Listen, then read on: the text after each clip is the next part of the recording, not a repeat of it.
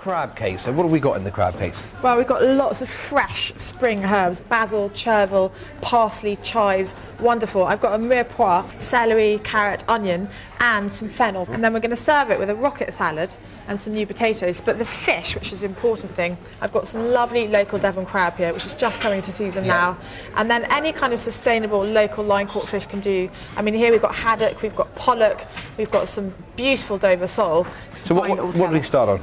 So I'm going to gret some of this lovely Dover sole. And this is, I mean, Dover sole, this is a very grand fish cake with Dover sole in, you know, but it's, you could, like you say, any sort of sustainable white fish, MSC certified. Yeah, exactly. But, you know, really, you know, talk to people. If you can't get to a fishmonger, it's still worth talking to the guy manning the counter in the supermarket, because, you know, the more people ask about where fish comes from, the more people realise that people care. And where's the inspiration from this dish? Well, I used to spend my kind of springs and summers in the Isle of Wight with a whole crowd of friends, and so this really reminds me of the Isle of Wight, where they, you know, the crabs be in the local cafe, and you pick them all up, and, you know, the most delicious crab cakes, and it really reminds me of the summer. And was this as a child or as a teenager, or? This was when I was about kind of 13, 14, 15. You know, every year we go down to the Isle of Wight and, you know, just have such fun. Right. So Tom, where do you go when you were a teenager? Where did I go as a teenager?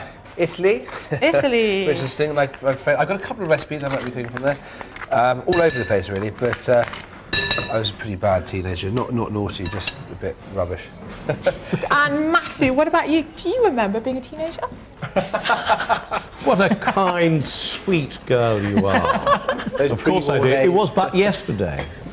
Happy days. Yeah. We used to go. We used to go up to the Lake District actually in my teenagers, playing cowboys and Indians around the around So Coniston. now I'm seasoning these crab cakes with salt and pepper. Okay, so salt, pepper, you've been in there, the crab's in there, the fish is in there. Now this is our mirepoix. I've got my onion, celery, carrot, and the fennel in here. And cooked in butter? Cooked in butter, Lovely, godly butter. Important.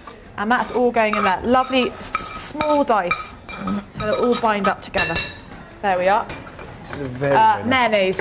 Homemade? Homemade mayonnaise. Now don't be shy on this. You know, about a cup of mayonnaise to bind it all together. It's a lovely rich mixture, isn't it? Really lovely rich. This is a proper crab. This is how a crab cake should be.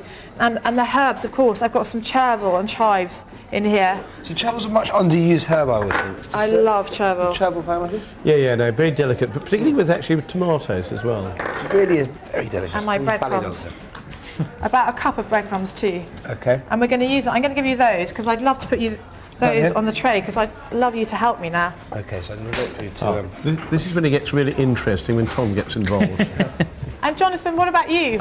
Teenage holidays, what did you get up to? We went to France camping. Oh, so really? yeah, it was great fun. But the thing is, you've got quite a small cooking facility in the camp. Yeah, exactly. So we ended up with lots of risottos and pastas. Really? Right, Tom, I'm going to ask you to form me a crab cake or two. I'm going to come over here if that's all right. Just 1, 2, 3, right?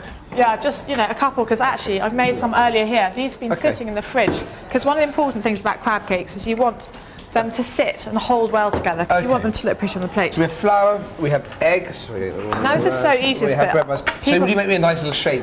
You'll give me a delicate shape, I'll give you a great fat cannonball. Let's just do a lovely kind of, you know... Just in the hand? Just in the hand. No, this canal business.